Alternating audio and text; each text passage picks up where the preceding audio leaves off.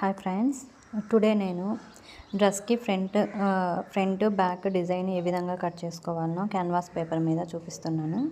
First నేను canvas paper తీసుకొని ఈ విధంగా కట్ చేసుకున్నానండి. రౌండ్ షేప్లో కట్ చేసుకున్న తర్వాత అదే మార్క్స్తో ఫ్రంట్ పార్ట్ కోసం కూడా ఈ విధంగా మార్క్ చేసుకుంటున్నాను.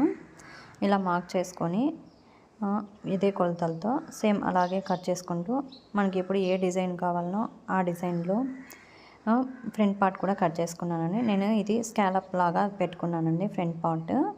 ఇప్పుడు దీన్ని నేను మార్క్ చేసిన విధంగా కట్ చేసుకుంటూ నీట్గా కట్ చేసుకుంటూ వచ్చేసానండి. ఇలా కట్ చేసుకుంటూ నీట్గా వచ్చేసిన తర్వాత అప్పుడు మనకు ఫ్రంట్ పార్ట్ యొక్క డిజైన్ కూడా రెడీ అయిపోతుంది.